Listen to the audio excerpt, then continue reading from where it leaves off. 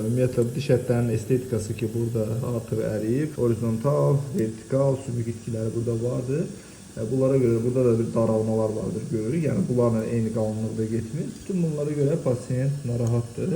Burada diş ətini göstərmək istəyirəm ki, bax belə, bax, bu diş ətini biz tikirik normal halda, tikəndə.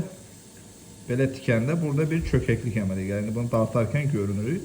Mən istəyirəm ki, burada bu bağ toxuması dediyimiz bu qalınlıqdan götürüb bura köçürdük və bir etap burada diş ətini qalınlaşdırmış olaq. Çünki xanım özü də baxımlı bir xanımdır. İstəyir ki, estetik gözəllik olsun burada.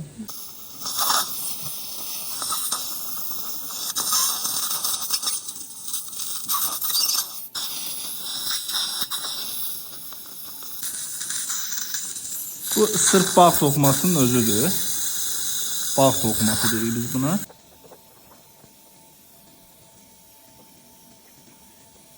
Bu nahiyyə qoyub burada diş əti qalınlığı əldə eləmiş olacaq qismən.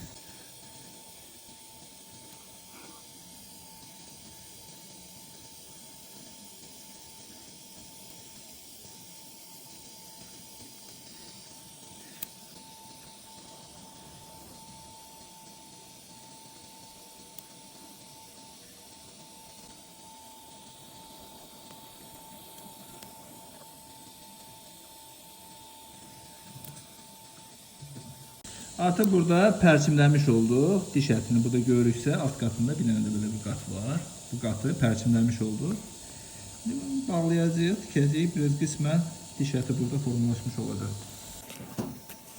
Tikiş yerlərimiz demək olar ki hazır. Xırda para bir işlər görüb, bağlayıb tutacağıq. Və biz əməliyyatımızı bitirdik. Buradan götürdüyümüz diş ətini görürük burada da nazilib. Bu hissəyə köçürdük.